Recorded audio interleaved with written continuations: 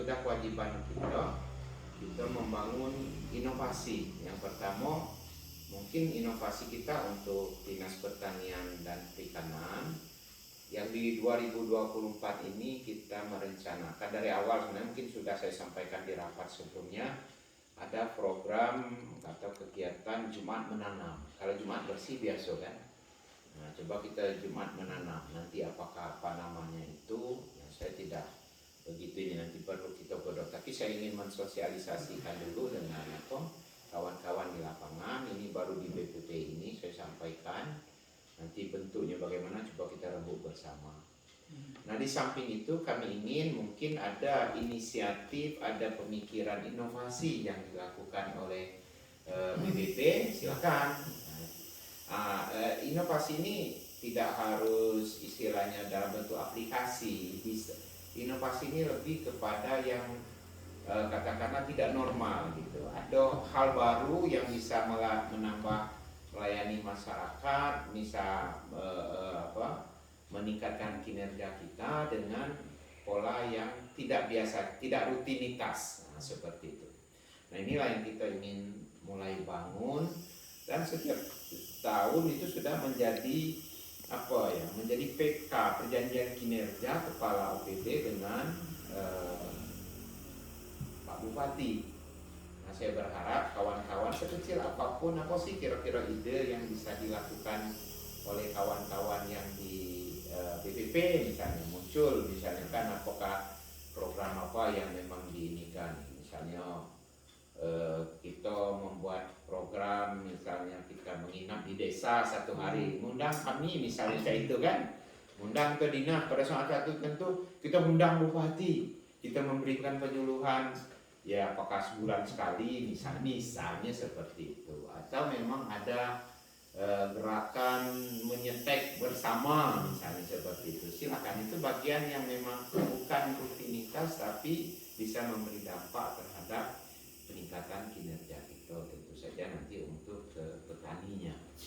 Nah, di tahun 2023 itu kan kita sebenarnya programnya sudah ini juga, kita yang agak ini nanti ini juga tetap kita lanjutkan di 2023 itu baru terpikir gini, karena kita perlukan si Sultan. Nah, si Sultan ini singkatan dari ini yang kita inikan garap kini untuk memenuhi itu. Si Sultan ini singkatan dari C-nya itu koordinasi, Sultannya itu konsultansi pertanian, si Sultan.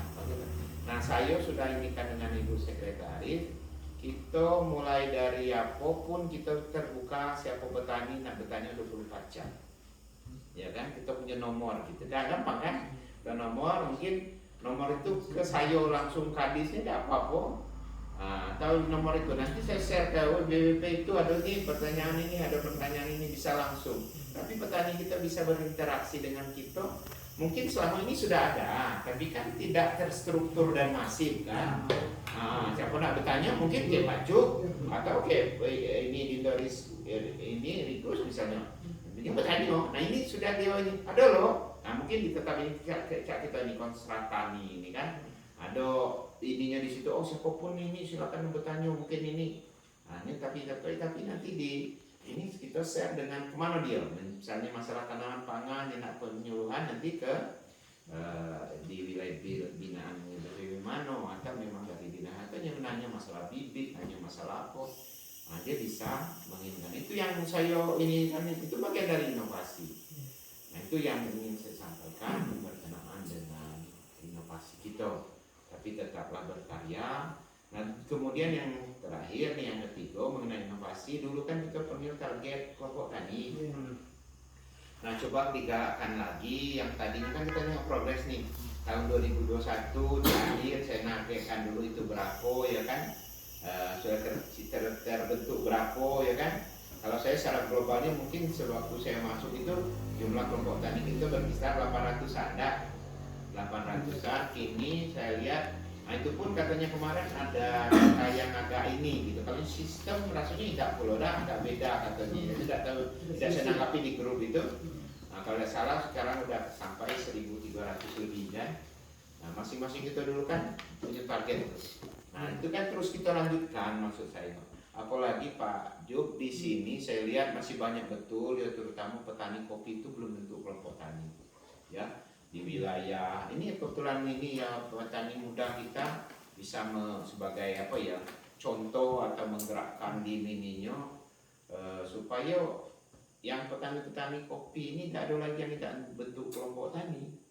Kalau kita bicara dengan ini kan pupuk bersubsidi yang apa kan urea ada untuk kopi ya? Tidak ada. Nah, urea itu kan tidak ini, kalau MPK relatif terserap kalau ya karena banyak multi ini ya. Kalau yang urea yang sedikit kan dari kota kan. Nah itu kan penyebabnya kan karena tadi harus ada kelompok tani kan. Jumlah kelompok taninya kurang, sementara komoditasnya lah dikurangin juga, akhirnya tidak terserap kota kita gitu. Nah ini yang menurut saya yang tetap harus kita ini pada akhir nanti mungkin ya kalau saya kan mungkin berakhir lah ya, mau tidak mau berakhir di 2025 pensiun gitu kan. Tapi yang kawan-kawan di sini ternyata kami sudah membentuk kelompok tani yang awalnya mungkin Pak Ri Gusman yang lama di Siko kan. Nah berapa tuh awalnya kinilah berapa itu kan progres tuh. Ya kan? Nah lalu kita kita ini kan lagi dengan jumlah petani kita yang ada, ternyata sudah 80% nih sudah berkelompok segala gitu kan. Nah inilah hal-hal yang seperti ini yang sudah ada yang harus kita tetap giatkan, tetap kita laksanakan, kemudian yang baru kita munculkan. Nah dengan ditambah dengan personil-personil baru tentu saja akan membawa apa ya ide, membawa gagasannya. Kalau kita selama ini biasa-biasa saja, tapi ada kawan yang punya ide. Hal yang sama mungkin dengan Kabit Penyuluhan kita, Kabit Perkebunan kita. Apalagi kalau Kabit Perkebunan lama bertugas di Kepahyang kan, mungkin dia punya inisiatif, punya pengalaman dan sebagainya yang bisa dilakukan. Nah mungkin ini dari saya berkenaan dengan hari ini. Ya kami ini kan juga kawan-kawan yang dari IBUN, dari penyuluhan nanti untuk menyampaikan terutama program. Kalau tidak salah di tahun 2000 ini kemarin dari BPSDM ada 100 ya kan apa namanya? Peremajaan kopi robusta. Ya alhamdulillah dari Balai Besar Induk Tanaman Perkebunan Medan ya kan. Nah, kita dapat ini sejarahnya tidak mudah Bapak Ibu. Saya di 2021 akhir diundang ke Medan waktu itu. Ternyata hampir Lampung Galuh yang dapat program itu. Termasuk kita yang hadir itu pertama saya yang menyampaikan pendapat, yang kedua dari Brastagi. Kami diundang di sini nggak ada kegiatan, ya tolonglah dibantu. Nah, alhamdulillah di 2022 pada saat kita dibantu mengenai uji coba ini varietas Arabica kan, yang kita serahkan. Nah, yang alhamdulillah di 2024 ini ada alokasi untuk peremajaan. Nah ini juga harus berkelompok. Ini mungkin salah satu kita untuk mengajak masyarakat kita. Saya senang kawan-kawan yang sudah berbuat di sini kemarin sepanjang jalan apa itu. Kita lihat ini, kita lihat bunga rafflesia. Saya melihat bahwa kopi kita sudah banyak yang di stek. Dan kita bisa nengok yang di stek atau disambung dengan yang tidak disambung, mana buahnya kita langsung ini.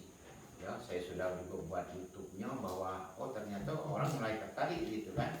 Artinya kita sudah berbuat. Masalah dulu ada mahasiswa saya yang di sini, saya pembimbingnya yang memang dia ahlinya tek dulu tuh. Gak tahu kini di mana? Oh situ di sekarang. Di sekarang ya?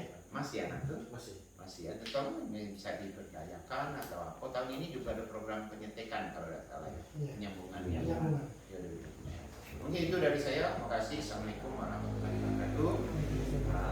Silakan dari